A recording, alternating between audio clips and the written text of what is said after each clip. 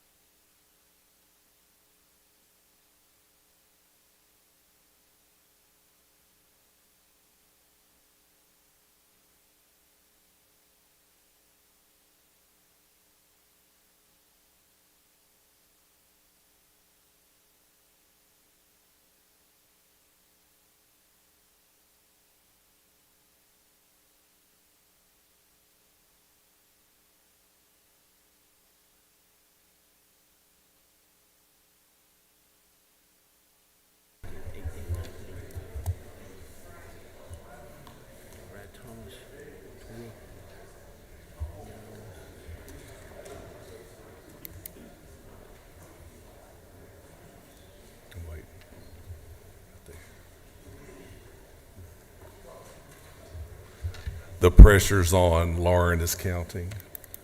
And Derek, he doesn't have enough fingers and toes. I got my shoes He's off. going to have to borrow somebody's toe over here. I'm missing a toe. Great, it's 1 o'clock. Thank you, committee. We have quorum. Is that not true, Mr. Secretary? Thank you. Thank you for being here. We'll be pretty quick on the first side of this. You know, what you have in your packet that the lovely Miss Abby Day has put on your desk, the House Transportation Committee rules. You'll see the main thing that everyone's curious about is the quorum is 7 to have a meeting.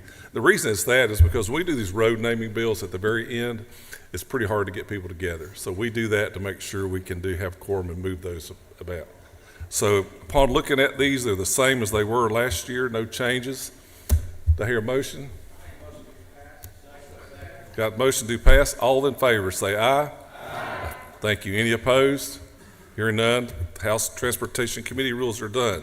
Secondly, look in the pile that you've got. You have the House Transportation Committee road facility dedication rules. Now, you know, these are the same as they were last year. You know, what we're going to do with this, we'll ask for a motion to accept in a minute. One thing I want you be our advocate on these. As people talk to you about them, Abby has created a 3-page how to get it done thing that we're going to hand out next week. And it's just how to get it done. It's easy. You know, Josh Waller and his crew really help with the road identification and clearing that it hasn't been named before, but help us do that. So the rules are before you for the Transportation Committee's road dedication. Got a motion? Second? Got a second? All those in favor? Aye. Any opposed? Hearing none. Those are done. We can all relax now. Get that done. Thank you for being here. It takes, with the new rule having, we have 42 members, which is the largest committee in the House. And I know we all want to be there, be on it, and be a part of transportation. You know, we have a couple of speakers there today that'll make you enjoy it. First, I got to call on Abby Day. You know, I don't call on her, but those y'all who are involved in this transportation world know what a treasure we have in Abby. You know, you look, you know, John LaHood, you know, the chairman of the appropriations part of transportation, got that position. First to call him, say, congratulations, you've got a golden person in Abby, because she knows all about it. How many years have you been doing this, Miss Day? 19 years. You know, it was through the Battle of 170, and we really appreciate Abby Day. So let's give her a hand. And is responsive to phone calls at all sort of times of the day at night. For this committee, also we have a new vice chairman. It is Lauren McDonald III. He is very excited to do that. He wanted me to initiate him or not do something, like knight him or something. We're just going to put him to work and not do any of those. We appreciate it. And Derek McCollum is our secretary. You know, where's Lisa Hagan, was our great vice chairman last year. Now she's got her own chairmanship. We're so happy for you, Lisa. You're a great member, and I appreciate all you did, especially on the truck weights bill. You know, yay. Let's give her a hand. Yeah. Now, we are going to call on one gentleman who is our intern. You know, we've had the best group of interns that you could have. You know, the last 4 of them work somewhere in the Capitol. And I think that's a great testimony to you involving them and being a part of it. Noah Rainwater. Noah? No, I want you to go up there to the podium. And we're going to let Noah tell you a little bit about it. He's a nice gentleman that we've really put him to work. And so, Noah, tell us a little bit about yourself. All right. Hey, I am Noah Rainwater. I'm a junior currently at Tacoma Falls College from Forsyth County. You're going to have to start again because I've got the right button. Sorry. What don't I have? I've got podium. It's on. You Can just need everybody to hear be me now? closer to it. Okay. Sorry. There you go. Is that a little closer? All right. There you go. I'm Noah Rainwater. I am a junior at Tacoma Falls College from Forsyth County. I'm a double major in history and theology, planning on law school. Anything else? You like cars, don't you? Tell us a little bit about yourself. Okay. I grew up in, my parents and I still live in Forsyth County. They moved from the south side of Atlanta back in the 90s. I enjoy hiking, anything camping, backpacking, that kind of stuff. Anytime I can, I work on my own car if there's anything wrong with it. So that's what Chairman was referring to. And he showed me the picture the other day where he was replacing the head gasket on his Toyota, right? Yeah, 97 Camry. That's the man after my heart that can do that, can do it himself. I appreciate you. But we look forward to working with you and being a part of our group. And please call on him because we're involving him in our world. Thank you, Noah. I appreciate you being here. Let's see. Also, you don't know this maybe, but you do. We've lost a couple of people from our world. And we're going to talk about Seth in a minute, but we've also lost Madison Hendershot, and there's ridiculously, where's he at? Connor Poe. Is he in here somewhere? He's hiding. Look back there. Connor Poe, with the finest organization there is, he's turned in red, has stolen Madison Hendershot from us. Boo! You know, Madison, those y'all have been to our committee dinners or any of the events we do throughout the year, Madison is the organizer, and we love Madison. And, you know, she's not in here, is she, Connor? We're doing a resolution for her, and that'll be out any day now, and I'll have y'all sign it because we really appreciate her, and we'll present it to her next Tuesday night at our event, and I hope y'all can all be there. Well, nextly, we have new members. You know, when Speaker talked to me about this committee he just kind of laughed and he said, you got 42 members now. And we laughed, but we've got addition of quite a few new folks. And just, y'all know each other, but the people in the back may not know. David Clark, we're glad David. Rob Clifton, right here. Sandy Donatucci. Mitchell Horner, over there. Holt Preisinger, busy man. I'm going to skip one, and Will Wade. And then, for somehow, the gentleman that's been here 30, how many years? Chairman Powell? Long enough? Is finally on transportation.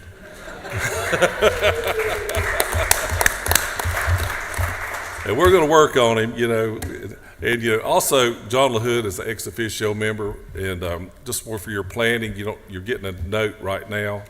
We're going to have a joint meeting on Thursday morning, 8 o'clock, with the Appropriations Transportation folks to learn about the 26 budget. And we separated those from this and what we're doing now. Also in our office, we have Carmen Champion. Carmen's been a great learner and worked with us a lot.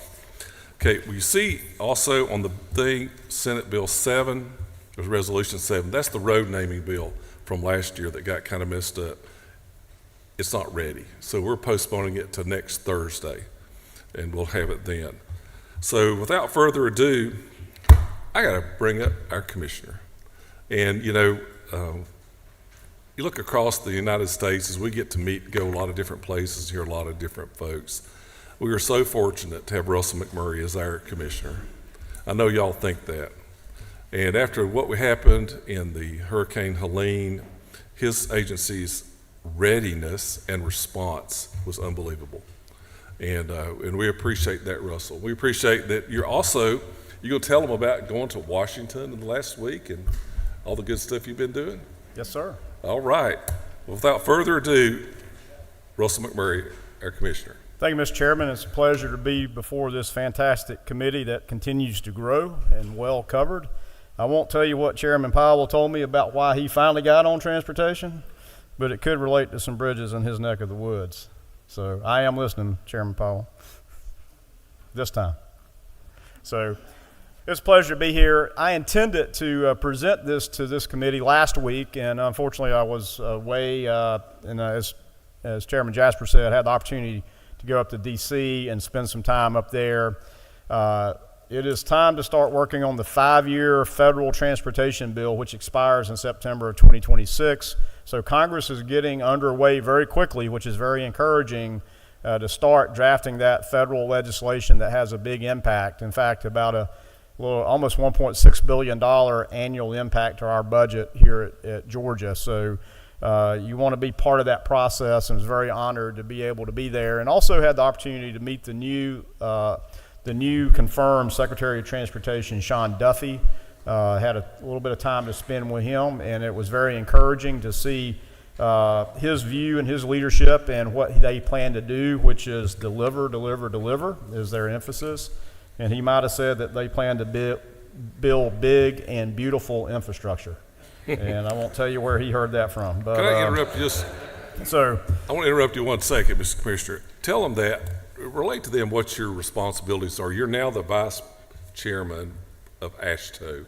Yes, I sir. don't think very many know what that is, and you're going to be the president. So, yes, sir. that Thank you. next time. Yeah, so there is, all the state DOTs have a member organization that works for transportation policy at the national level called AASHTO, American Association of State Highway and Transportation Officials. So I'm currently serve as vice chair, which requires that I actually work with Congress on drafting, or with AASHTO on drafting the language to Congress that things are important to state DOTs to make sure that we can deliver better and more efficient and take full advantage of the federal funds, and try to work on some regulatory reforms so that we can deploy dollars quicker than later. So it's quite an honor and a privilege. And I do, Mr. Chairman, thank you for allowing me to be here today instead of last week. The timing would have been better to last week to present this. And I certainly want to thank all you for approving the amended FY25 budget. And my goal today is to recap some of those impacts from the hurricane, because at joint approach, we were not able to have in this very chamber because of that white stuff that falls from the sky, that I don't use that four-letter word. But there was a big impact that week, and in fact, I had no idea that we would be plowing snow in Savannah, Georgia for about 3 or 4 days straight. So that's why this has been delayed a little bit. But I wanted to go back, and some of you were at the subcommittee, Chairman LaHood's subcommittee on appropriations, and saw some of this, so some of it will be a repeat. But I also want to highlight a few things from last year's budget, because it means so much to us and means so much to the state for what we're doing for delivery. And then follow up at the very end on a couple of things that you did that were very impactful for transportation and amended 25. And before I do that, though, I do want to recognize our newly elected board member from the 7th Congressional District, Major General Joe Stein. I saw him earlier. Put your hand up. So thank you for being here, Joe, and congratulations. He is here taking notes feverishly and looking forward to getting underway in the 7th District very soon. So thank you for being here. Yeah, let's give him a hand. Yay, Joe.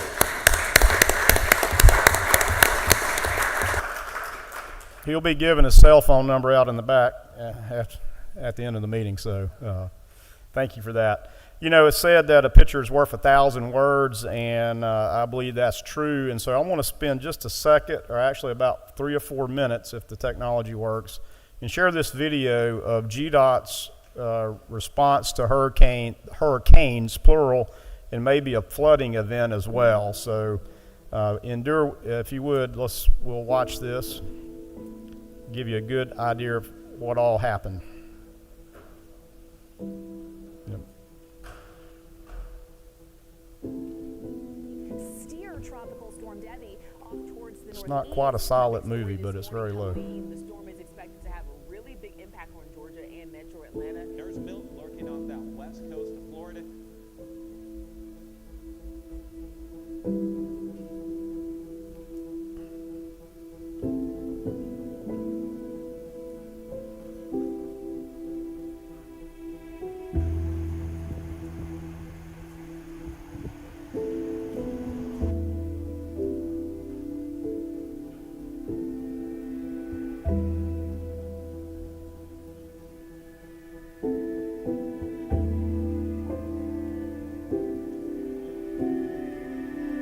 Category 3 hurricane right along the Panhandle of Florida here by the Big Bend area. We'll be watching for that to take place by Thursday evening, and that's where we can start to see some of the effects from the storm, especially over into South Georgia, and then making its way further off to the north.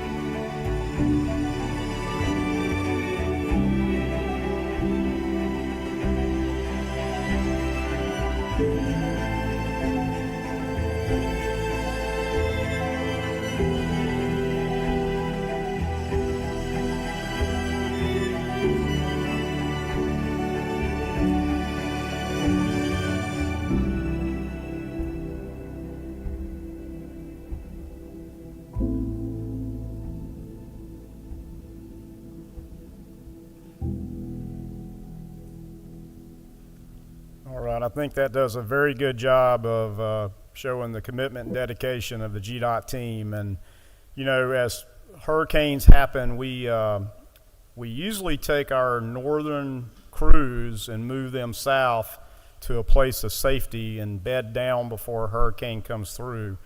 Obviously, with Hurricane Helene, with the path that was forecast, which didn't, you saw that in the video, showed coming right up through Atlanta, and as we know, that was not what happened.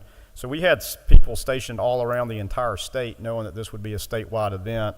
And of course, as this hurricane pivoted and went from Valdosta to Dublin to Augusta and out through South Carolina, you know, we had to redeploy our crews fast to be responsive. But we always try to prepare so that we can respond. And of course, that was a little bit of a challenge over toward Augusta, where this was not supposed to hit. You know, it took us a little bit just to get to our equipment because we had to cut our way in to get to some of our equipment to be ready to deploy. So a tremendous amount of work, and the commitment and dedication of our employees is just stellar and second to none.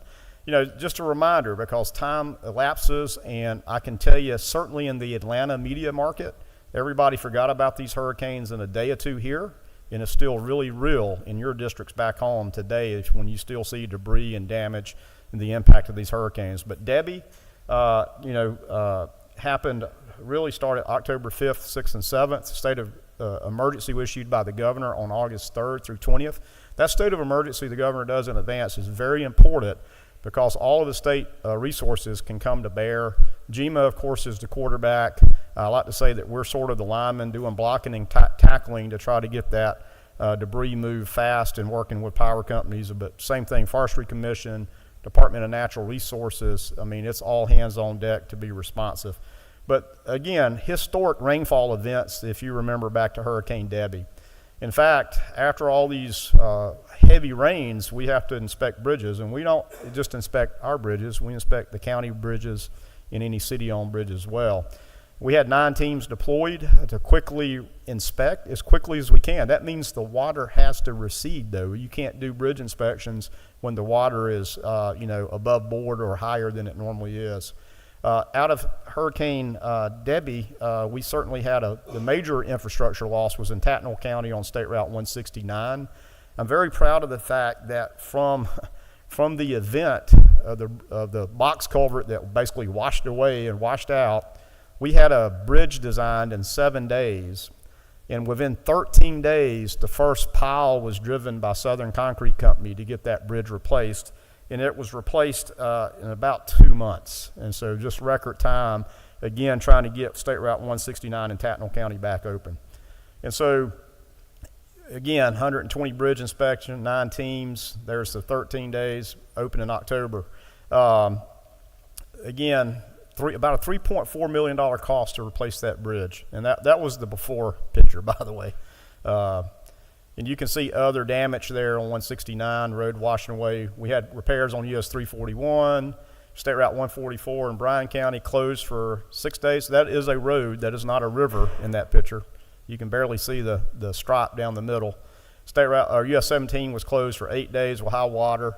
This is not Alligator Alley in this photo. This is I-16 up around Bullitt County, where we had a tremendous amount of flooding. We actually had employees stationed overnight to make sure the water level did not rise above I-16, because we would have to close it. We don't want people driving into basically a river. But you can see how close the water got to topping I-16. So again, significant impacts. We can continue to monitor I-16 and I-95. So Debbie, the impact of Debbie right here, I just want to highlight a few things. Obviously a big commitment, but helping our local governments. Because this is under state of emergency. We're here to help not just take care of GDOT routes and interstates, but help our local governments. In fact, we helped 12 counties, being Appleton, Brantley, Bryan, Bullitt, Effingham, Evans, Jeff Davis, Jenkins, Long, Pierce, Screven, and Tatnall.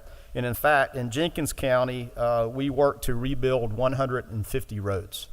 And so just to show you that our commitment went long beyond the hurricane, we continue to work very hard. We have an estimated infrastructure damage cost of about $7 million for that. Now let's move to Hurricane Helene, of course, which is the most devastating we've ever seen. And just want to go through again sort of the process that we go through, which is first is debris removal. I'll talk about that. Traffic signals, had no idea that what an impact Helene would have on traffic signals, signs, and then the impacts to infrastructure. So again, our job first and foremost is to get a road passable, and that means that you can pass through it. Doesn't mean it's open for business. It means you might can snake and work your way around to get through, and that is first and foremost for life safety. I don't know about you, but I don't want to be running that chainsaw in this picture. Our next goal is to get the road open from edge of pavement to edge of pavement, which means there may be debris and stack of stuff right up on the edge of the road. And then next, we push the debris back to try to give a little bit of shoulder and a little buffer area.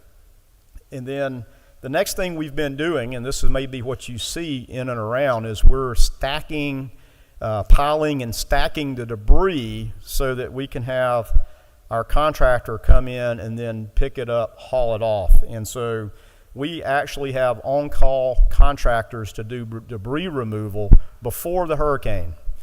I won't tell you what state, but one state called and asked who they were because they didn't have anybody on board when the hurricane came through. So we pre-plan, have contracts in place, and in fact, we have 2 contractors helping us with the debris removal, which in this next picture you can see takes specialized equipment. We don't have that kind of equipment.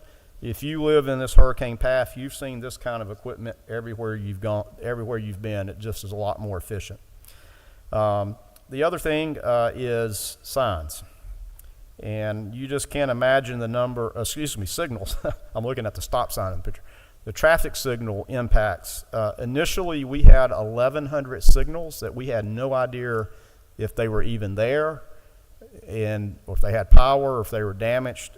We ended up with 719 traffic signals across the state damaged, significantly damaged, and took a lot of time. Signal repair estimated cost is around $3 million. We actually called in 10 contractors to help us. They provided 30 additional bucket trucks.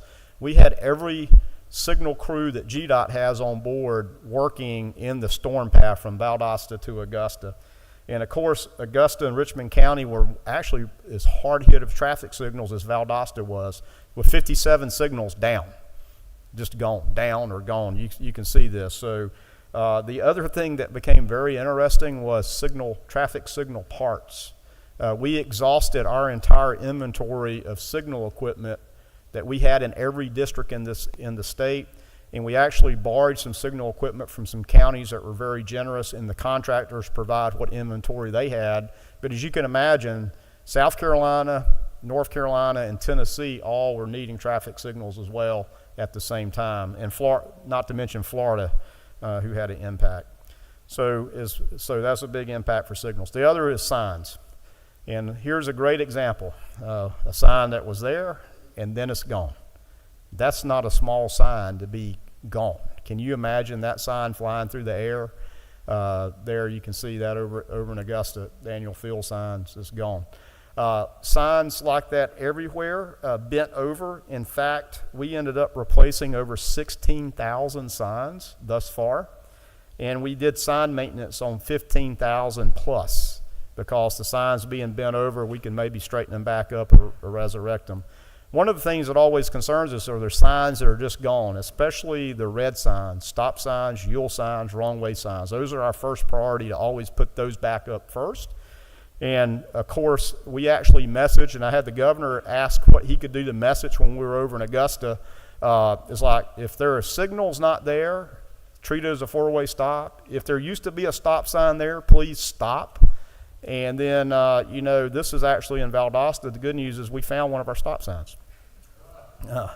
It was just sort of hard to retrieve, and if you pay attention to this, that stop sign has been ripped from the post, flown through the air, and stuck into a utility pole, not hitting any utility, by the way.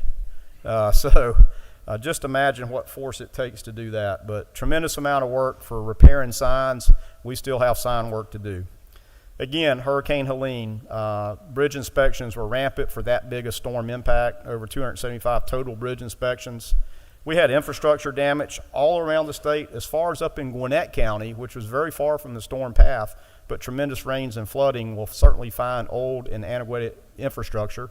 And you can see that. In fact, we had 10 state routes that had infrastructure damage, varying everywhere from, a few $1,000s up to $750,000 of damage across the state. And there's an example on US 341. Also, you might note as you drove the interstates, if you came up I-16 and if you look at I-16 and I-75 in places, a lot of the fence was damaged where trees fell through fence, and then trees falling on guardrail.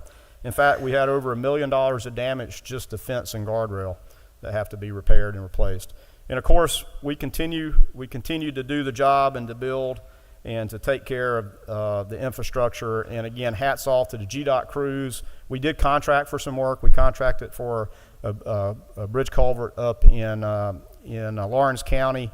And we did everything we could. Either we get after it, the contractors get after it, to try to restore this infrastructure as quick as possible. So what does Hurricane Helene look like? We have over 2,000 employees plus many contractors that are still working, over 251,000 hours of work to date. Again, very proud that we could assist local governments. We had 71 resource requests that covered over 500 roads of where we provided immediate assistance. And one of the things, too, very important is these counties were so devastated. And as you know, you don't have communications. Power's out. You didn't have communications. But we try to reach out to county EMA directors and to cities and counties to say, what are your major roads are blocked, and can we help at least get passable a little bit as we're coming through, to try to provide some relief. And I can't say enough, again, to the cities and counties of what they've had to do and what they've had to endure, because this next bit of information is impressive. 3.2 million cubic yards should be 3.7 million cubic yards on the report I got this morning of debris have been hauled off state routes. 449 trucks at that point, at the maximum point. And let me go back, because it's hard to understand what 3.7 million cubic yards is like. But we all know what a football field looks like. And if you were to stack that debris up, it would be taller than the spire of the Empire State Building, to give you some perspective. So that's over 1,500 feet tall. So that tells you what kind of debris. But that's just us. The counties and the cities have more miles of roads than we do. So often the counties will have more debris than this. We've got 41 debris sites that we're hauling to. Again, our contractors are doing that. And we certainly are keeping up with records for FEMA eligibility. So, Mr. Chairman, the total sort of estimate for these hurricanes is right at around $200 million. And I certainly thank you all for passing the amended budget with $200 million in it for our routine maintenance budget, such that we're able to finish this fiscal year with money in the bank and not have to stop work.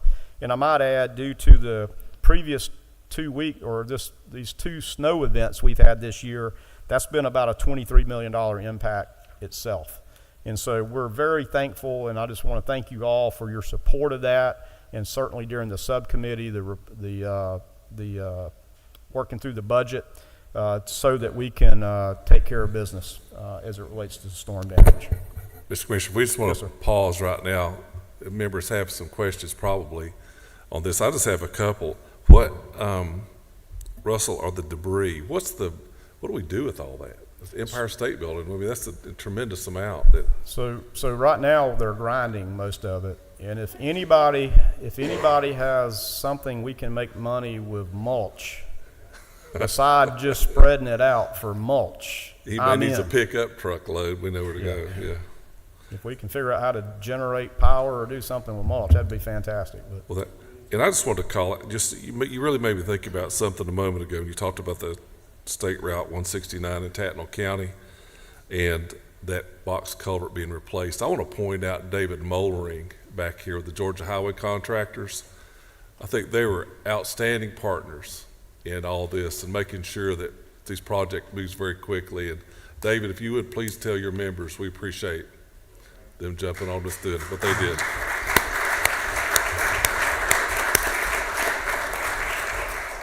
And I'm going to talk about my vice chairman just a minute. Those of y'all who don't know, Lauren McDonald fed a lot of people in that region during that time. And it gave a lot of us who were in North Georgia, Lauren, an opportunity to go through and see all these different communities firsthand. And I just appreciate what you did. Well, it was more than I can wow enough. No, it was a group effort. I mean, Representative Cox, and it was a call that Lisa Hagan kind of instigated, gave us kind of the just that call for help that we all kind of came together in Forsyth County, and there are other representatives around the state that in their areas they did the same thing. So it was, we went to help our neighbors, and you look back on it, and I know the commissioner showed the original path. Think about what the devastation would have been if it would have stayed on that original path. We'd still be digging out here in Atlanta and up the metro area. So not that we wish that on our neighbors, but least we could do was go help. And it was a true honor we cooked over, I think, north of 2,400 butts that we delivered to feed communities. That's about 45 to 50,000 people, the hot meal. It was incredible. Great work.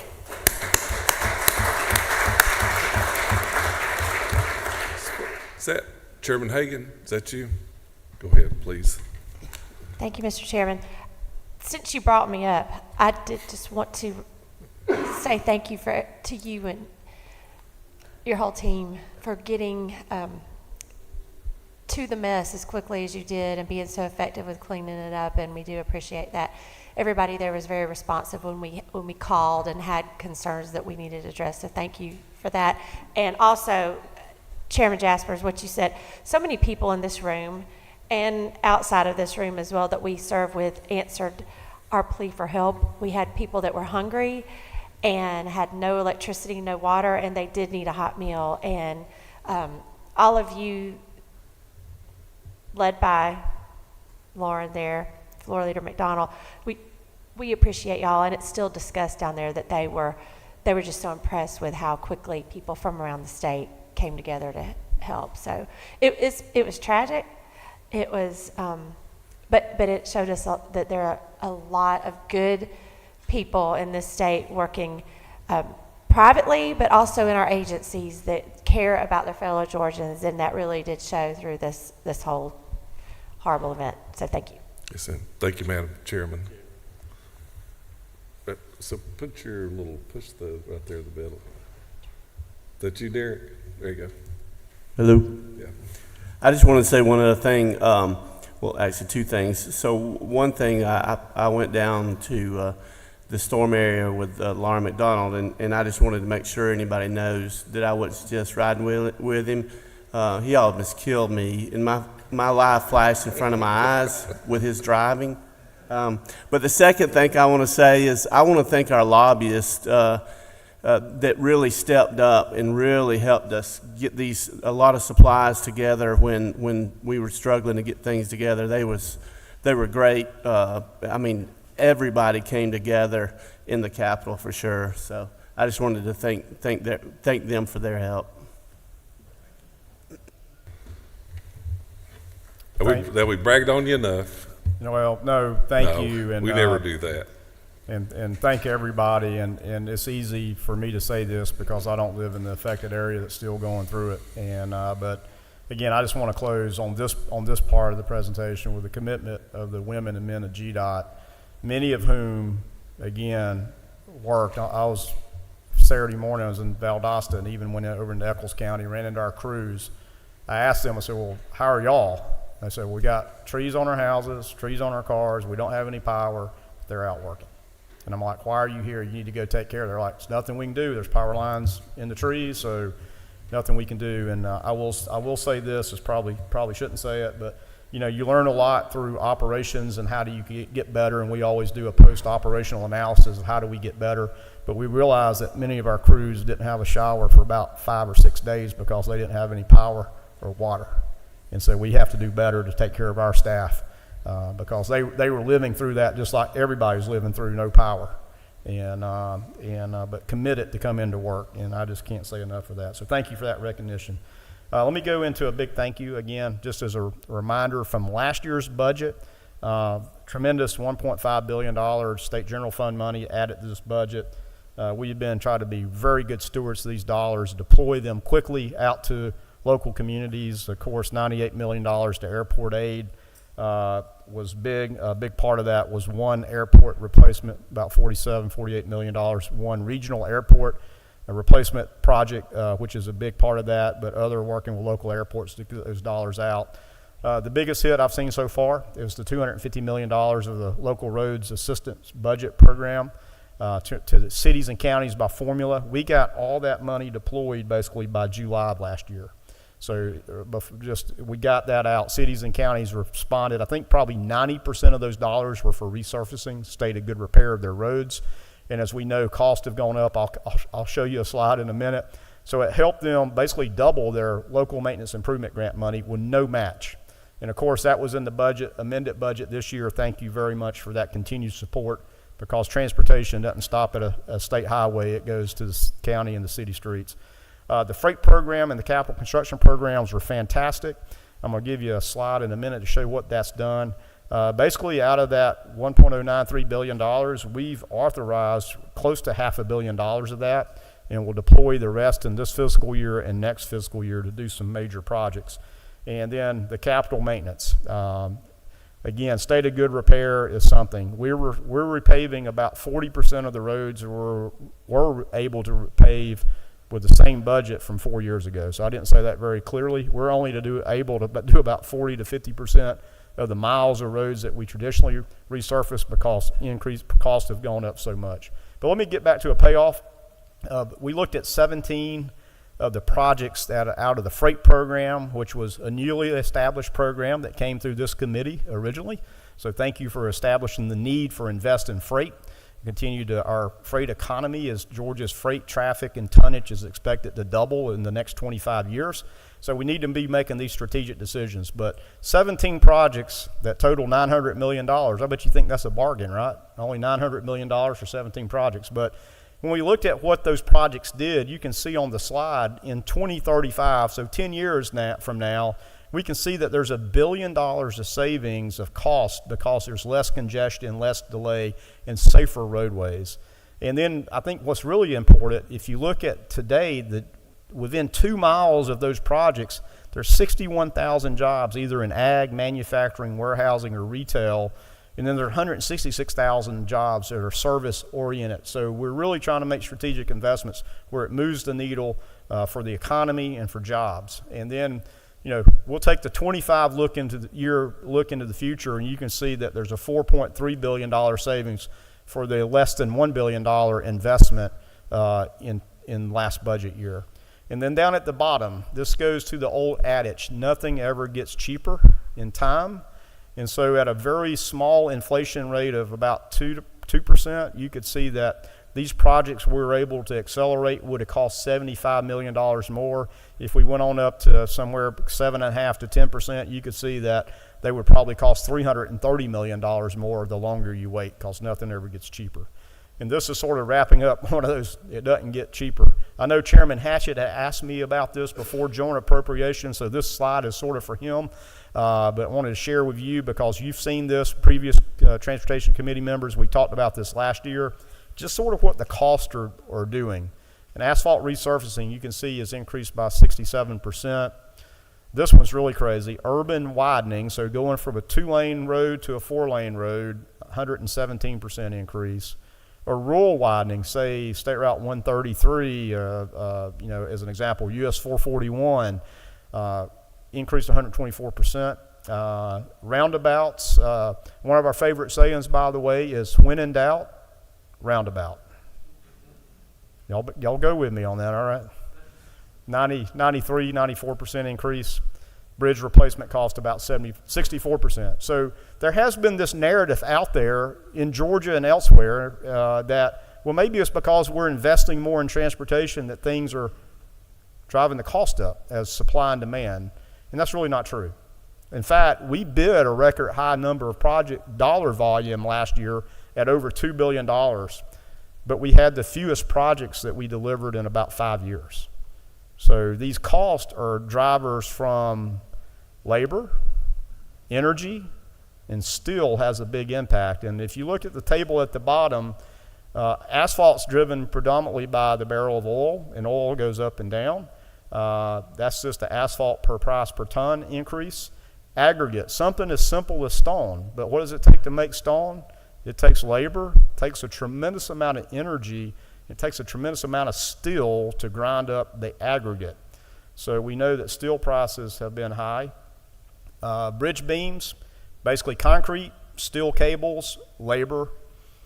Somebody told me long ago that they were in the pipe business. You can see drainage, storm drain pipe, 108%. This was back in the heart of COVID, and the guy said, you know what it takes to make concrete pipe? It takes water, it takes sand, it takes aggregate, it takes steel, and it takes labor. He said, all I got is water. So hard to make pipe when everything's in short demand. But those are just some increased cost drivers, and that's why, again, the investment in last year's budget and the investment in this year's budget in the amended 24 into the capital construction program and the freight program are going to keep Georgia moving ahead. And then finally, next to finally, just a minute about thank you again for the amended 24 budget and the recognition of $7.5 million of state general fund in the airport aid program. I know we got before this transportation committee last year, actually started in 23, to talk about this need for airport hangars at your local airports. In fact, we identified today, not future casting, but today there was 1,405 hangar spaces that could be used today. And so that was something that came out of that. And so the other acknowledgement of airport program was in the GTIB budget over at the State Road and Tollway Authority, where the House acknowledged that $7.5 million of the infrastructure bank should be used for airport programs. So that certainly will help to work on those hangars. Hangars ultimately have the ability to make revenue, but it's a cost of capital and cost to start. The basic T hangar is around $100,000 to get your basics first T hangar to go. So we looked at what 1,405 airports hangars would cost of various types and estimated to be around $450 million. So lastly, we'll come down from the air and land on the rail. And I appreciate the acknowledgement of the additional funds in our budget, $5 million of state general fund money that sort of offset the loss of that budget item of $4.8 million when the locomotive sales tax and diesel sales tax was suspended. And so GDOT owns 465 miles of short line rail that's state-owned. And totally in the state's 4,600 miles of rail, so we're a big rail state. But we lease our rail lines to short line operators. In fact, there's 28 freight railroad operators in the state. And so this $5 million in state general funds will help us on state of good repair, where we're still trying to get our class 2 our short line railroads up to what's called Class 2 standards, which can haul a 286,000-pound train car all the way at the top speed now. Slow down, 25 miles an hour. So we've made tremendous progress, and I want to thank this committee and certainly appropriations over time to continue to invest to upgrade that so that we can meet that standard, which is very important for commerce. And so we're about 70 to 75% to achieve that over many years of investment. And sort of where we are now is having to spend more money on rehabbing and upgrading the railroad trestles or bridges. And so this money will certainly go down our priority list. In fact, for FY25, we have 7 rail lines that have requested about $19 million. So we'll work strategically to deploy these precious resources to those rail operators. Well, Mr. Chairman, thank you all for enduring a very long report, and I'll be glad to entertain any further questions or comments. Thank you for a very complete explanation. I have a couple, then I'll see what the committee has also. Commissioner, where are we at on the Savannah Bridge raising? I know this is kind of a left field question, but someone asked me about it, and you're the appropriate person. Yeah, so down in Savannah, the big cable bridge, Talmadge Bridge over the river there at the convention center, we have a project to do, basically replace the cables because they're that vintage. It's time to start thinking about replace them, again, from state of good repair. But while we do that, we're working to basically raise up the elevation of the bridge deck so larger ships can go under. And so we're in a process of, we've hired a specialty bridge designer, bridge contractor, the same contractor that's replacing the Francis Scott Key Bridge in Maryland, by the way. Same contractor, and we hired them first, by the way. But and then a specialty design engineer, and we put them together on the team. So they're in the engineering part of that and doing some pricing and components of that. So they're well underway, and we've already made contact with all the cable suppliers and the people that actually tighten the cables that lift the bridge, and they have affirmed that yes, this is something that can be done and will be done. And so we're working through that process now, Mr. Chairman. I don't have a good timetable. It's probably at least another year before you see any activity. Okay. And it will be slow. It'll be like watching grass grow. What's your goal? Hang on. Hey, so everybody can hear. Use your mic. Excuse me, I keep forgetting about that. So, Mr. Commissioner, thanks for a great report. What's the estimate of the height that bridge needs to be raised and can be raised? So we're going to get this, not to sound flippant, we're going to get the most out of it we can. The port would really like to get 20 and a half feet, 20, maybe 21 feet. We're going to see if that's possible, and this is very tricky, it's very complicated, and so we're working through that now. But it is positive that we know we can get more air draft, as they call it. That would help them with the 14,000 TEU ships, container ships, that they can come in more loaded and not have to worry about the tide as much. And that would certainly be a big benefit for a long time for them. So we're going to try to target that 20-ish feet goal. Mr. Vice Chairman. Commissioner, just a little update this is mainly for my new DOT board member from the 7th, but for those about the Georgia 400 project, about it, first of its kind, what's happening with it, and kind of give us an update on that. Yeah, thank you. Yeah, so that's in reference to new express lanes to be built on State Route 400 that starts about where the MARTA North Springs rail station is, goes all the way up into South Forsyth, right up above, above McFarland Road. So back in August, the State Transportation Board approved a public-private partnership, now I underscore the word partnership, to advance those over 16 miles of express lanes.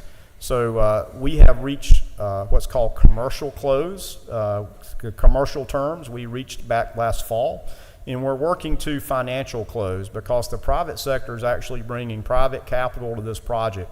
In fact, the construction cost of this project is about $4.6 billion. It builds 2 new express lanes in each direction, but it also rebuilds most of State Route 400, existing pavement that you don't have to pay a toll to drive on. And so we're in that process where they're going out to get private, funding and finance through the USDOT. And so we're having those meetings now, working on the financial close, which is anticipated to be August of this year, after which time you will actually see more design, and you wouldn't see construction and probably for another calendar year. And I believe that goes through the year 2031, so you're going to have to bear with us going back and forth.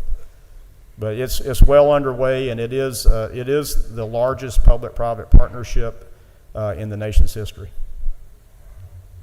Thank you. Chairman Carpenter. Thank you, Chairman. Commissioner, I was just, I was on my way to Jekyll Island the other day, and I drove through Macon, and I thought, when is all that going around Macon? What's the timeline on the Macon project? And that's not my district. I've driven by it a few times, and I thought, what's the story? You're gonna let me know? No. Yeah, that's a question we get a lot. I got it just yesterday, in fact. So the Macon project has been going on for almost 10 years. And we knew it would be that long. In fact, it was such a big project, we couldn't do it as one project. It looks like one project, but there's actually 6 phases, 6 different contracts that are underway. And a lot of those will finish this calendar year, but wait, there's more. In fact, out of the budget last year, we were able to accelerate the last phase of that project, which is the very northern end of where I-16 and I-75 converge, right there where that little railroad bridge is. That last phase we bid this summer, and it will probably take about 3 years to build. Chairman, it's like, I have a son that goes to Mercer in Macon, and he asked when we went down there his freshman year, "Hey, Dad, will this be finished before I finish school?" And I said, "I'm sorry, son, it won't." So bear with us. It's just such a complicated project. And there was no way we could ask a contractor to bid a project that we knew the duration would be a decade. There's no way they could guess on what those costs would be. And so we had to break it into bite-sized pieces. And there's incremental improvements. If you came back, you noticed coming back, going west, you drove on some new pavement that just opened up toward the end of last year, where we're now going to tear out the existing I-16 and start rebuilding it right there around the Macon Coliseum, MLK, that area. Mr. Secretary. Thank you, Mr. Chairman. Thank you for everything you do for us. I appreciate your team and everything. But I have a question, and I know me and you spoke about this. Trucking, obviously, number one, do business in Georgia. Trucking's a huge thing, and nothing gets to anybody's house without trucks. And truck parking, me and you spoke about this, and I'm very concerned. These truck drivers work very hard, and after 8 hours, they shut down, and we literally have nowhere in our state to park, for them to park. I mean, we've got them parking on ramps, we've got them parking on the side of the roads, and like I said, I understand you've looked at this. And then if you think about 85 and a lot of other districts in our state, Chairman Powell has a truck parking up there. He has a rest area, which is one of the few on 85, if I'm not mistaken. And we had spoke about maybe putting truck parking potentially on the ramps off, and then you advised that that's a federal thing, and we potentially might not be able to get federal. Do you think it would change now with the administration that's in, for one, as far as trying to get some more parking areas? And then I just want to your input on it. Yeah, I think that's to be explored for sure, about what you can and can't do. But just so the committee is, I appreciate the planning director has funded everywhere we have public parking now at either rest areas, visitor centers, or way stations. We're expanding parking. We're doing the design work now so we can maximize all the public parking that we have to try to help combat that. But I would say that it won't be the ultimate solution, because we only have about 5% of the truck parking in this state that is public, either at a visitor center, way station, or rest area. So we're going to try to do that. It's a national conversation. In fact, we talked about it last week in D.C. because, again, everything moves on a truck. I don't care where it comes from. When you get it at your house, it touched a truck at least once somehow. So we've got to, as a nation, we've got to continue to figure out that.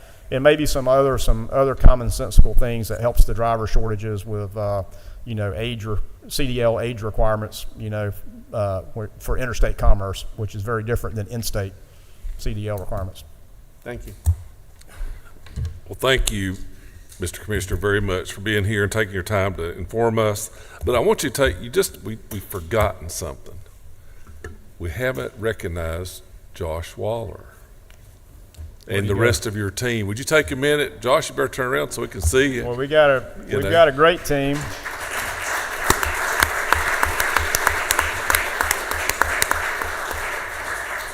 We've got a great team that all have shrunk into their seats in the back for some reason. But I will say, Mr. Chairman, Josh went to D.C. last week with us, and I'm just glad I was able to get him back. Those people love him up there, and he was in and out of everybody's offices and calling on them, and so I'm just glad he came back. It was touch and go for a moment. Well, but that's the kind of influence he has. Yep. Well, he's been a great partner. And also, you have who else do you have with you here today? Well, everybody needs to stand up. Abby Conrad. I've got George Christensen. Where's Kirkley Renwick? Sarah McDougall. That's our hey, that's the brains in the back corner. That's the financial folks. They made sure I didn't screw up the budget conversation too much. So, thanks for the whole team. Great. Great. Right. Well, thank you. And they also brought the little notepads. Abby did, didn't you, Abby? Thank you. Well, thank you. And you made just a great transition at the very end. Mr. Commissioner, you talked about touched by a truck. There you go. And our next speaker is Seth McMillan and Georgia Motor Trucking Association. And, this, I'll tell you why this came about. Just besides this, as their Secretary McCollum said, we were in our office talking about tort reform the other day, and Seth, in his new role as the chairman, chief bottle washer of everything with Georgia Motor Trucking, we talked about that and how important it was to bring some of these people who this will absolutely affect to our committees. And this is really the first one. And Seth, I'm going to turn it over to you. You're no stranger to this group. Thank you for being here. Thank you, Mr. Chairman and members of the committee. It's great to be with you all today. And as the chairman said, we were sitting around and talking a couple of weeks ago about a big issue that we have seen here growing in Georgia. Thank you to Governor Kemp, and I'll talk more about that here in just a moment. That is coming to a head for us during this legislative session. And as I've been told multiple times, you guys don't need to hear from me. Y'all want to hear from our members. Y'all want to hear from the folks that are in your districts that are facing these challenges today. So I've brought with me 4 of our board members who are going to take turns here in just a second, kind of give you a little bit of their perspective about what Georgia's civil justice environment looks like. But I appreciate the fact that the Secretary pointed out that there are significant challenges that the trucking industry faces in Georgia today. And I'll give you a couple of statistics just to give you a sense for how important this industry is for the state of Georgia. We went and looked the other day, and in Georgia, we've got basically 105,000 registered DOT numbers in the state of Georgia. And they're split roughly in half. Half of those are single owner operators, and then the other half are firms that you will hear from today. 1 in 12, or about 335 Georgians, work in the trucking industry.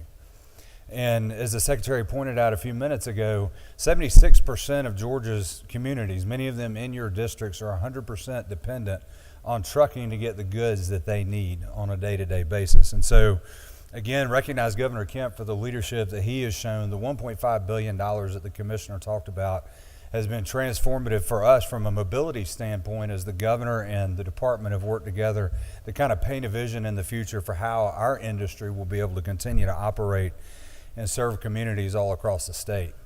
We hear a lot about the growth at the port. They do a phenomenal job down there, and every time you hear a number about the growth statistics down there, remember that 83% of those containers that come in and out of the port are moving on a truck.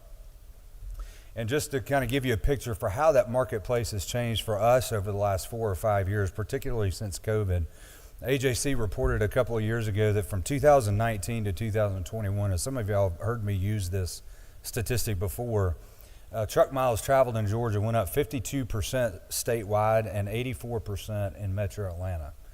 So as we order more from Amazon and order more from Instacart and all these, my wife uses a lot of these things, and I'm grateful for them. I don't know much about them. I just know that it has pretty fundamentally changed how we buy things as Georgians. And so as a trucking industry, that has presented some unique challenges for us. And so when the chairman asked us the other day about the tort reform debate, I thought it would be great for y'all to hear from some of the folks that deal with these challenges in our industry from a day-to-day basis. So first we're going to hear from our board chairman, Charles Tarbutton, who actually runs a trucking company down in Sandersville, Georgia, and then Blair Cash and Dennis Keene, both work in the legal profession, working with trucking companies that are facing some of these out-of-control lawsuits, and then Matt Clark is a certified public accountant that deals with these companies after they've dealt with some of these insurance challenges. And really what it comes down to is this for our industry. You can't find insurance when you can. It's too expensive to afford. And if you can buy it, you can't keep it. And so, again, very grateful to Governor Kemp and Senator Kennedy for the work that they've already done. We're looking forward to a robust debate on the Senate floor, hopefully in the coming weeks on that legislation, and hopefully have the opportunity to have that conversation with y'all as the House as well. So I'll stop. Y'all don't want to hear from me, and turn it over to our chairman, Charles Tarbutton, and then we'll go down the line from there. So, Chairman, thank you for the opportunity to be here this morning.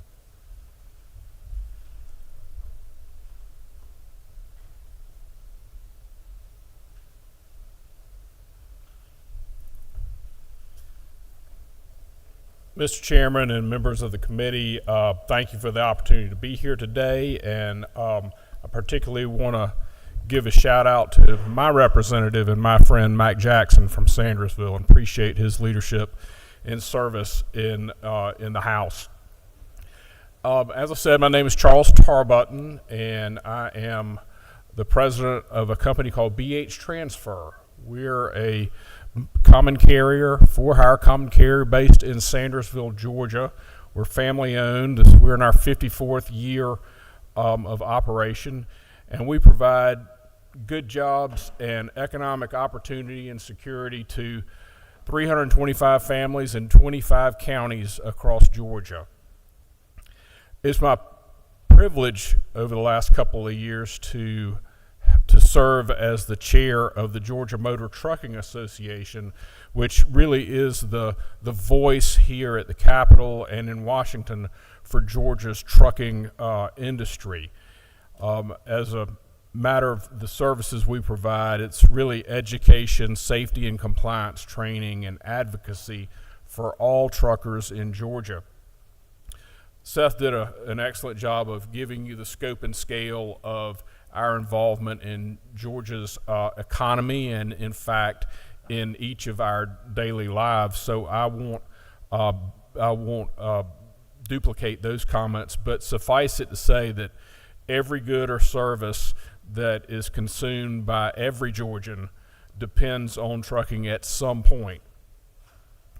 We're here at your invitation. Thank you for the opportunity to come and speak about civil justice reform, and we very much appreciate Governor Kemp's leadership and support the two pieces of legislation that have been introduced in the Senate, and we look forward to further conversations here in the House, assuming it gets here.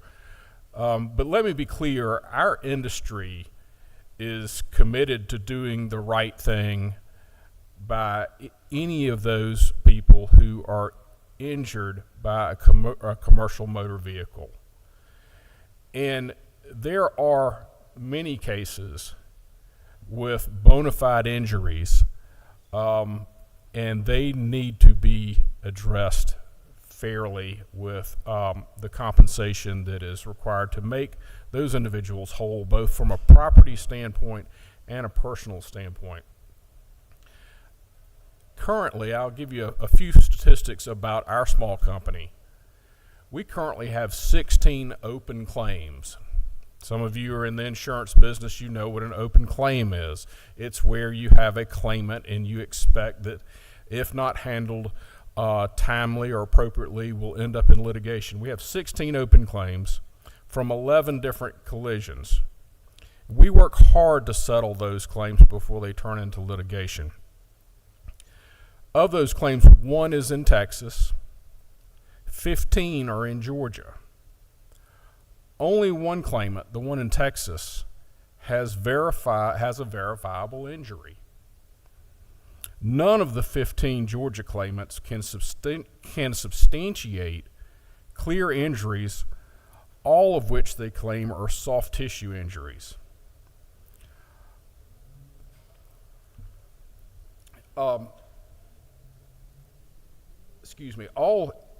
Our industry is being overwhelmed by frivolous lawsuits, and the rules of the road set by prior legislatures and the courts favor plaintiffs and their attorneys.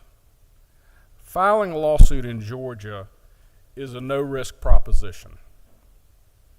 The cost to get a demand letter to a motor carrier or any other potential defendant costs a couple of $100 an hour of a paralegal's time. That's the extent of the amount of money invested to start a lawsuit. There are no consequences in Georgia for the filing of a lawsuit except for the defendant. The scale of justice leans in favor of the plaintiffs from the very start. As you will hear as this session goes on, the governor's proposed legislation addresses quite a number, I think 8 or 9 of those very essential reforms that should have a significant impact on litigation, on actual lawsuits. But in my opinion, it doesn't go far enough. It does not address the filing of frivolous lawsuits. It does attempt to level the playing field once a claim is in suit, but it doesn't create a consequence for lawsuits that go nowhere but cost the defendants a lot of money and resources. Let me be clear: the governor's reforms are not an insurance company bailout. They are a consumer protection legislation, and I think that others more articulate than I can explain that in greater detail. But excessive insurance premiums that each of us deal with in our own personal lives, not including in the businesses that we work in, but our personal auto, home, umbrella, property insurances, in addition to the insurances that motor carriers like myself and the other 100,000 operators in this state must buy. They're a symptom of the problem. That inflation is a symptom of a problem, not the problem itself. The problem is the multiple ways that our civil justice system favors claimants, plaintiffs, and provide little practical consequence for filing the frivolous lawsuits that clog our courts and drive up litigation costs. Until the jackpot justice system that exists in Georgia today is reined in, there will be no relief for Georgia consumers. When the sensible and fair reforms that are presented by the governor's legislation to this House, I ask you to keep your constituents in mind, particularly those who are low and fixed income, who, like the rest of us, are paying for the plaintiffs and their attorneys to prosper while the rest of us pick up that tab. I'll conclude those remarks. If there are any questions, I'll be happy to answer them. Do we have any questions for Mr. Tarbutton? Thank you for taking time. Appreciate it. Who's next, Seth? Okay.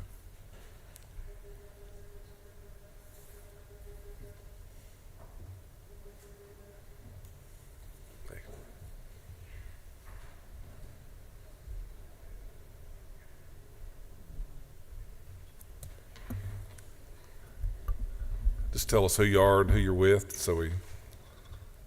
thank you. Yes, sir. Mr. Chairman, good afternoon, members of the committee. My name is Blair Cash. I'm a lawyer with the law firm of Mosley Marcinac. Our firm exclusively practices trucking.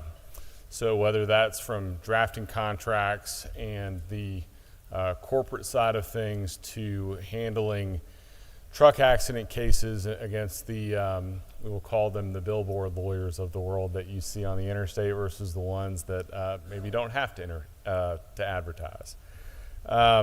So I'm a partner with the firm, and I've been practicing in this area of the law for over 13 years, and I've seen firsthand how the lawsuits that Mr. Tarbutton has talked about have affected this industry and affected many of your constituents, a lot of whom are truck drivers who work very hard to put food on their table and to bring a future for their families. So what I wanted to talk about a little bit today, should this body have the chance to review the legislation and the bills that are currently pending in the Senate, are how some of these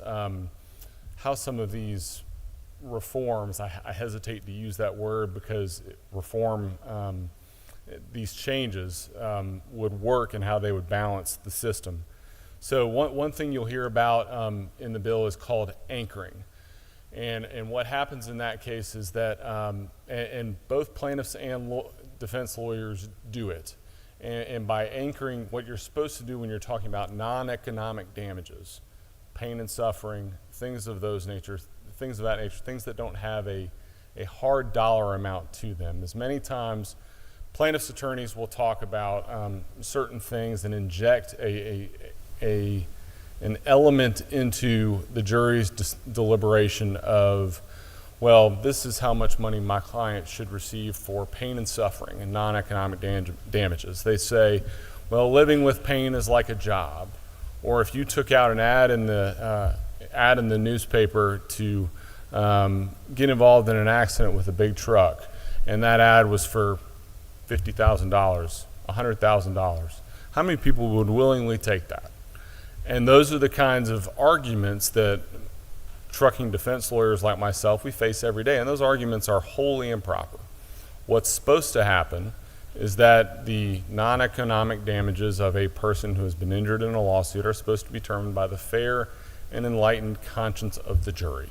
So what the anchoring subsection of that bill, that's what that's aimed to address. Some other reforms that you will see in the bill, should it make its way to this body, are really just brought to bring the Civil Practice Act in line with the federal rules. So for instance, one of those practices would be and Mr. Tarbutton talked about frivolous lawsuits. Many times we would like to file a motion to dismiss those claims. And unfortunately, the way the system is set up, if we file a motion to dismiss those claims, we still have to engage in costly discovery, spend thousands of dollars over a case that we know is going to be dismissed. I can give you an example where I have a case where I'm defending just a single trucking company defendant in a case involving over 30 other defendants and 24 counts, all leveled against every single defendant in that case. Now, there's no way that every single thing alleged in that complaint was done by my company. We filed a motion to dismiss, and that motion has been pending for 2.5 years in a courthouse right down the street. So what these reforms would do would be to keep us from having to engage in costly discovery in a case where we know we should be dismissed. You'll hear about seatbelt litigation. To give you an example of a case that I had years ago, because right now everyone in Georgia is required to wear a seatbelt. Some people will remind you that if you're in the back seat, you don't have to wear a seatbelt, but it's a good thing to wear a seatbelt, right?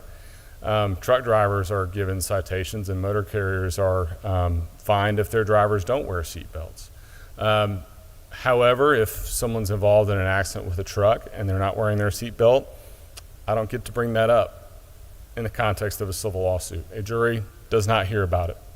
If, for instance, they would not have been injured at all, seatbelt, I don't get to tell the jury that fact. The jury does not get to hear that one very important piece of evidence. To give you an example, I litigated a case years ago where the plaintiff was riding in the back of a pickup truck, and he was riding in the bed, sitting on a riding lawnmower.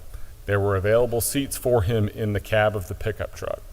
That pickup truck suffered a tire blowout, and he was unfortunately rendered a quadriplegic simply because he was not wearing a seatbelt. And the other 3 occupants of the pickup truck walked away from the accident with a few scratches.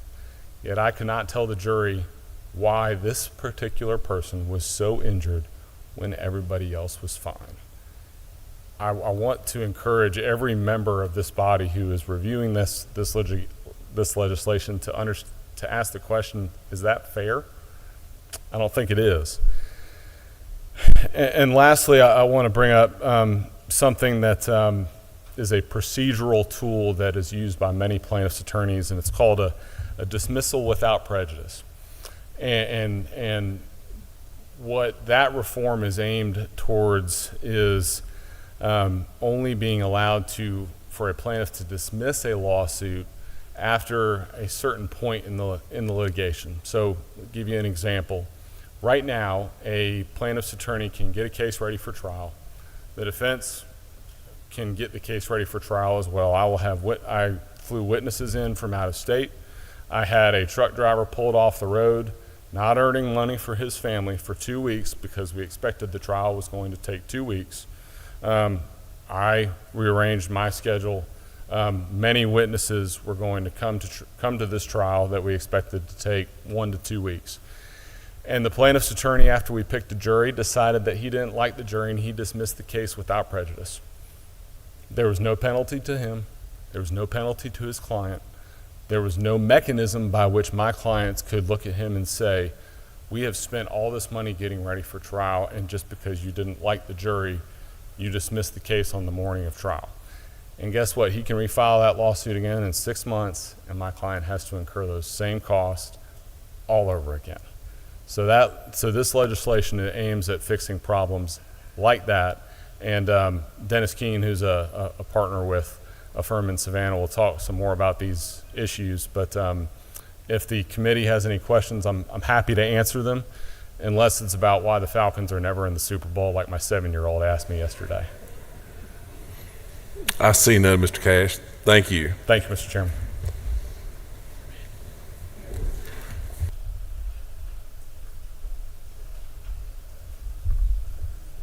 Good afternoon, Mr. Chairman, members of the committee. Thank you very much for your time today. Appreciate it. As Blair Cash just mentioned, I'm Dennis Keene. I'm with a law firm out of Savannah, Georgia, and I'm just obviously on the other side of the state. I run into the exact same issues that Blair runs into throughout litigation, and appreciate Charles Tarbutton's comments. And Blair and I have a good perspective. We're able to see what Charles Tarbutton sees on a scale of 50 different motor carriers at any given time. And my experience is my 32nd year practicing, and I've been representing both motor carriers and drivers a good part of that time, as well as manufacturers. With this type of reform also applies to them. And prior to that life, my prior life was in the Army. Major General, sir, I didn't hear what branch you were in, sir. But being in the JAG Corps, dealt with a completely different type of law, obviously. And sometimes when you practicing the law of war and telling commanders about targeting issues, you learn perspective. And this helps give me a perspective, I think, in the career that I have now and what I do. And I think it hopefully will bring a little perspective to this type of the statutes that we're looking at potentially passing here. One of the other issues, Blair Cash talked about a couple of them for us. One is called phantom damages. And if you look at it in a very rudimentary sense, if you're a plaintiff and you're in a court of law with your lawsuit, you have medical bills. Those medical bills may be X, because that's perhaps what we call retail price. Some call it the Rolex price, whatever it may be. A lot of times insurance has a contract with those medical providers and they pay Y, which could be substantially less. Under the current law in Georgia, that plaintiff is allowed to claim and to receive that larger amount. And the whole concept of phantom damages, it's being taken up in a number of states, and several states do have legislation that prevent it and allow you to actually get your actual damages recovered, which we think is a pretty significant aspect of this whole tort package. I want to give an example to show you how this sort of works. At a case, plaintiff calls 911 at the scene, and you can hear the 911 tape. You get the transcripts of these things. And she says, she's asked by the 911 operator, "Are you okay?" "Yeah, I'm fine." And she jokes around, "The only thing injured is my car." And it was a slight sideswipe. 1 week later, she goes to urgent care to get some treatment for it. She then gets treated for about a month with some chiropractic care, takes an 18-month break before treatment again. In that time, she does obtain an attorney, certainly her right to do so. She then incurs over $400,000 in medical bills. Now, I use that number because, hey, that's the actual amount, when in the first 2 months, she probably incurred about $3,000 in medical bills. And some of the medical providers that she goes to have what I call the retail prices. They are specially set by some of these medical providers to be just that, high.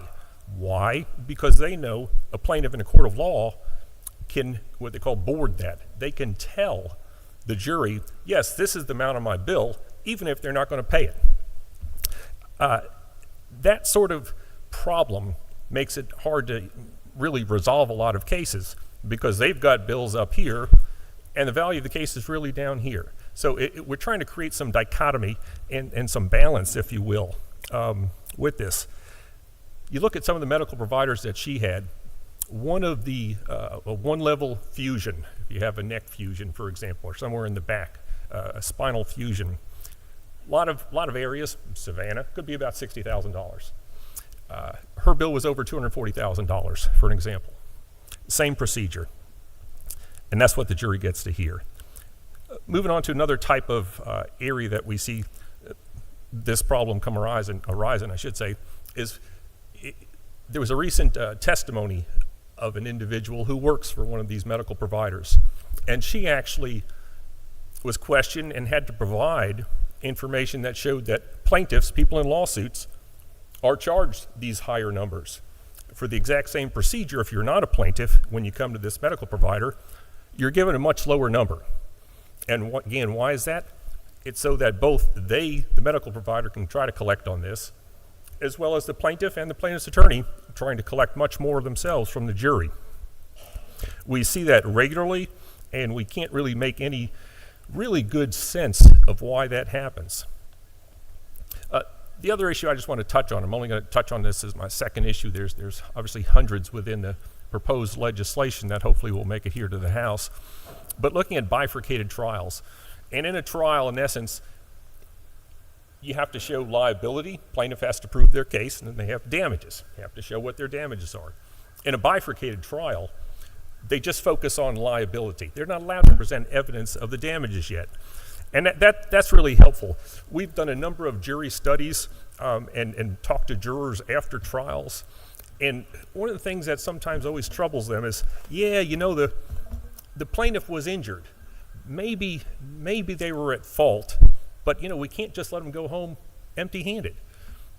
So under Georgia's law of apportionment, if a plaintiff is found 50% or more at fault, they get 0. And jurors are told that, quite frankly. And the end result is that some jurors will say, what'd we do? Let's just find the plaintiff 49% at fault. Hence, make potentially a motor carrier or any other defendant who is not liable. Why? Well, because jurors feel sorry for them.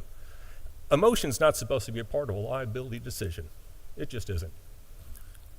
Plaintiffs and plaintiffs' attorneys like it to be. And that's why bifurcation is so important. There's an existing rule that permits bifurcation. In my 32 years of practice, I've never seen a motion granted to bifurcate a trial. Definitely none in a motor carrier scenario. This, in my view, which this boils down to, it's not a red issue, it's not a blue issue. I consider it a Georgian issue that we all are faced with and we all deserve a fair answer for. And I just hope and trust that if it gets here, we can have this discussion further. but I would be happy to address any questions you folks may have. Thank you for your time. Mr. Chairman? Well, we had a question. Is that Mr. Hawley? Where's that at? Right there. Thank you, sir. Yes, Thank sir. you Thank for you. taking the time to explain your industry to us. I think, after reviewing Commissioner McMurray's to come back from a storm to help develop our areas and make sure that the response times are improved because of the structural buildup in the area. As I'm sure it's related, but it almost seems kind of night and day with kind of what our committee might typically look at. Now, I'm not an attorney, do not have a jurisprudence doctorate, though the more I hear of this, I wanted to know, not because I haven't taken any side on it, but I was just kind of curious, how would you defend your position if it might be said that this matter is being brought to the legislature to tip the scales in favor of attorneys who have not been effective in arguing their case in defense of their clients, so that there are not heavy damages being awarded to the other side? Well, sir, thank you very much for that question. I appreciate the insight into it and appreciate the opportunity to try to address something like that. Well, certainly I think there are, and shortly, there's all calibers of counsel. One thing that none of the counsel have to do with is the amount of dollars that a plaintiff can say they're injured by. And historically speaking, there's usually a multiplier of some sort.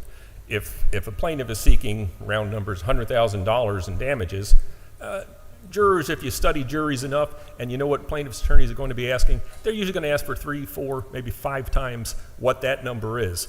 If that number starts as the actual number instead of an inflated number, that would actually bring down the potential or realistic jury award that you might get. And that, I don't think, is going to really affect much or have much of an impact based on who the attorney is doing it. I've seen some poor defense counsel out there. We all have our shares, but for the grace of God, there go I. We all have those kind of days. I've seen some pretty poor plaintiff's counsel as well. Jurors are usually pretty smart, and I think if we give them the right tools, I think they'll do what's right. I don't think they're going to, you talk to jurors after it, half of them say they don't like me, the other half didn't like the other counsel. But they set that aside and they say, what's this guy need or deserve? Based on the evidence. If there's good evidence, quite frankly, good defense counsel maybe shouldn't be taking the case to trial. They should do what they can to try to get it resolved, because that's really what, the system's designed for that. Mr. Tarbutton, I thought, brought up a very good point about we've got these 15 claims in Georgia, and they press really hard to keep them out of litigation. God bless them. That's what most of my clients do, and they like us to do as well. We don't like to have to get to court if we can just make somebody whole before we ever get there.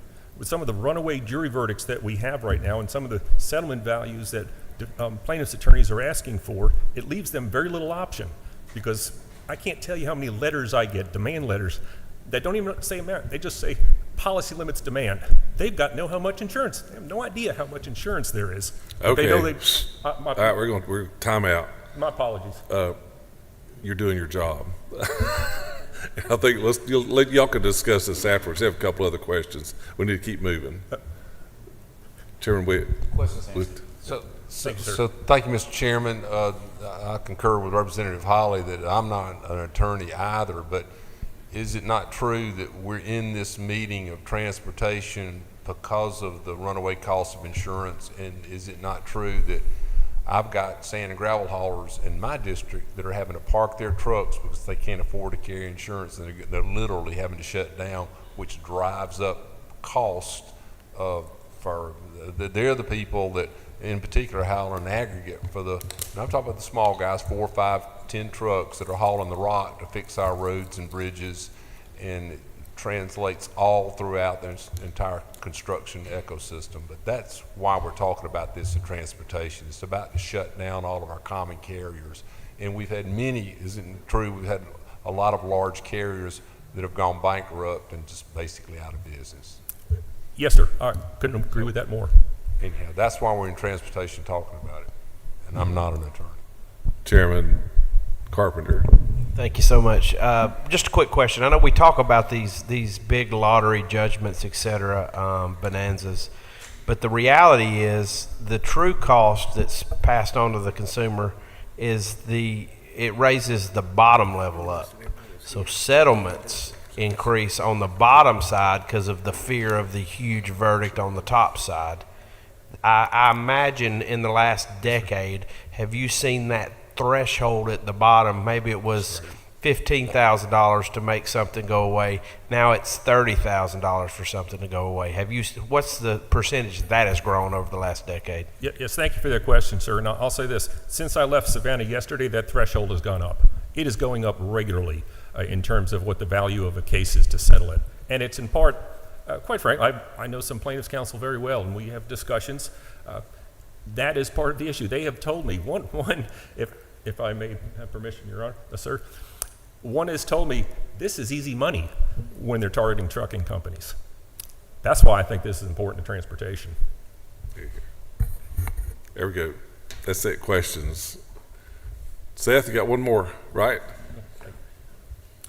Thank you, Mr. Chairman. Sure. Thank you. Thank you, Mr. Keene.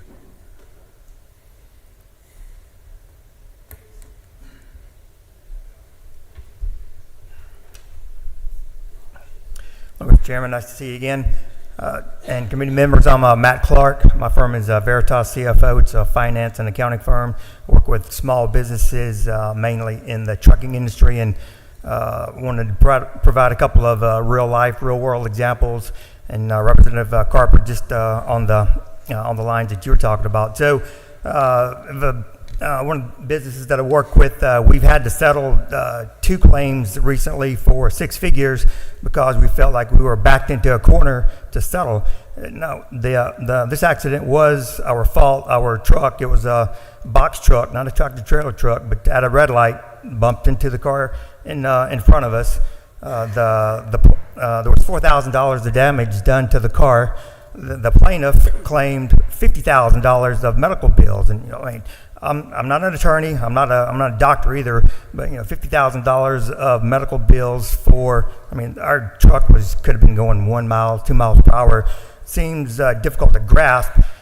This plaintiff's attorney was one of the billboard attorneys that we've been talking about, and it seems like the billboard attorneys conspire with certain medical providers, which I've seen their billboards on the interstate got hurt, get paid with a big bag of money, and they come together and provide these inflated medical bills. That's the only thing that I can figure out with this specific claim. But this accident was in Gwinnett County, which I understood is a liberal venue, and so the plaintiff's attorney says, okay, well, she's got $50,000 of medical bills. We'll settle it for $250,000. We negotiated to $200,000, but it's like, if we don't do that, we roll the dice to take it to a jury court in Gwinnett County and risk a 7-figure settlement. It's just crazy. It's outrageous. And then this our business. So when our umbrella insurance renewed last year, the carrier that we had been with for 10 years declined to write the coverage. So we lost the coverage. We spent the last 6 months working with our insurance broker to get additional umbrella coverage, which we finally got, but at a double-digit premium rate increase, and so that could have paid the cost of another employee, a full-time employee, but we have to pay that for additional insurance. And then yesterday, last example was talking with insurance broker, and we received one of these demand letters, $1 million demand letter, which just happens to be the auto policy limit for our coverage. The plaintiff, who's a landscaper, says that our pickup truck, backed into him and knocked him 10 to 15 feet.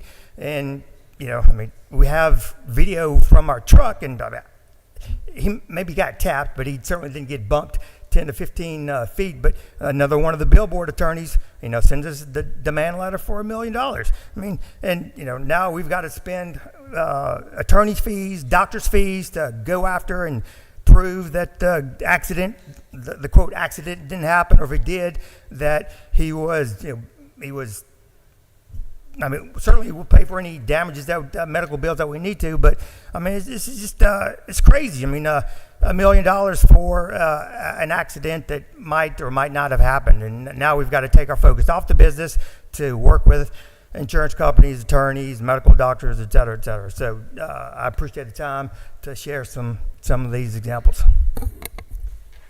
Yes, there's some real life questions y'all have had at incidents too. Thank you. See no questions from the committee. Thank you, Seth, for bringing your folks in. Appreciate it. Okay, we're at the end of our meeting just about. I just want to just put out two things for your planning members. Thursday morning, we're going to have a joint meeting with the appropriations side of transportation. I believe it's in 506. And also next Tuesday evening, 8 o'clock, Chairman. 8 o'clock Thursday morning, bright and early. If someone asked me, why did I do this on Tuesday? You can tell the other people, I wanted you to get home, Mr. Corbett. I didn't want you to be sitting, going, Rick, hurry, hurry, hurry. So I just wanted you for you.